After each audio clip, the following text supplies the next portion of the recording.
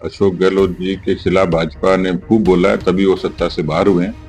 और वो यदि सवाल खड़े करते हैं तो उनको अपने गिरेबान में झांकना चाहिए कि पिछले 5 साल में जिस तरीके की कानून व्यवस्था ध्वस्त हुई थी उनके शासनकाल में, विरासत में उन्होंने जो दिया है, यहाँ की पुलिसिंग को कमजोर किया है।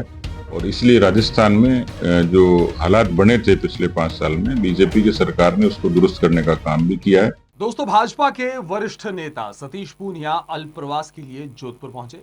जोधपुर प्रवास के दौरान उन्होंने मीडिया से बात करते हुए कहा कि अशोक गहलोत ने भाजपा के खिलाफ बहुत कुछ बोला है और यही एक वजह है कि वो सत्ता से बाहर हो गए। उन्हें अपने गिरेबान में झांक कर देखना चाहिए, उनके शासनकाल में क्या हमें विरासत में मिला है। और इसीलिए राजस्थान में पिछले 5 साल में जो हालात बने हैं उसको दुरुस्त करने का काम हमारी सरकार कर रही है। जहां तक राजस्थान में थप्पड़ कांड का सवाल है, इस कांड की प्रशंसा कोई नहीं करेगा, क्योंकि लोकतंत्र में इस तरह के हिंसा का कोई स्थान नहीं है। समाज में गरिमा और मर्यादा बनी रहे। वहीं उन्होंने कहा कि लोकतंत्र में राजनेता और प्रशासनिक अधिकारी डेमोक्रेसी का पार्ट है और जब वो मिलकर चलती है तो उसका निश्चित लाभ जनता को मिलता है। इसीलिए दोनों के संबंध ठीक होने चाहिए। इस तरह की घटनाओं की पुनरावृत्ति ना हो, सभी राजनीतिक दलों को लेकर एक होना चाहिए।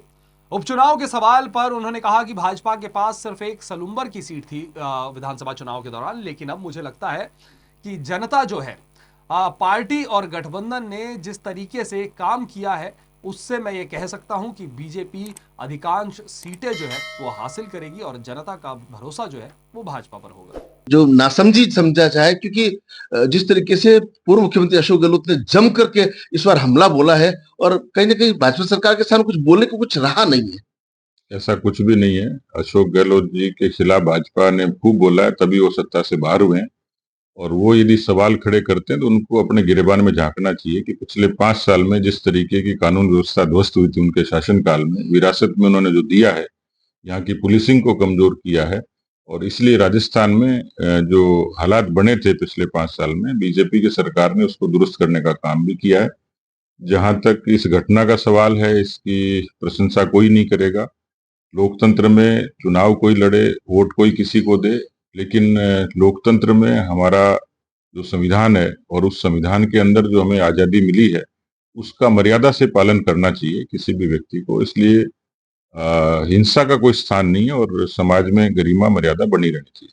लेकिन एक प्रत्याशी द्वारा इस तरह की बात, इस तरह के कृत्य किया जाने के एसडीएम को, ब्यूरोक्रेट्स को और पूरे राजस्थान के प्रशासनिक अधिकारी जिस लामबंद हुए, क्या ये संदेश अच्छा है? देखिए, लोकतंत्र में राजनेता और प्रशासनिक अधिकारी या ब्यूरोक्रेसी और ये डेमोक्रेसी का पार्ट है, और इसलिए वो मिलके जब चलती हैं, काम करती हैं, तो उसका निश्चित ही लाभ किसी भी प्रदेश को, देश को होता है। और इसलिए दोनों के बीच में संबंध भी ठीक होने चाहिए और इस तरीके की घटनाओं की पुनरावृत्ति नहीं हो, ये मुझे लगता है कि सब राजनीतिक दलों के लिए एक सीख है। सर, एक उपचुनाव को लेकर के क्या प्रतिक्रिया, कितना कामयाबी समझ, कितने में से कितनी सीटें मानता है? उपचुनाव में सलूम्बर की एक सीट थी हमारी 23 में, लेकिन मुझे लगता है कि इस बार जिस तरीके से पार्टी ने संगठनात्मक तौर पर, प्रबंधन के तौर पर जो काम किया है, एक अच्छा मैनेजमेंट सबके सामने है, तो उस आधार पर मैं कह सकता हूं कि बीजेपी अधिकांश सीटें जीतेगी।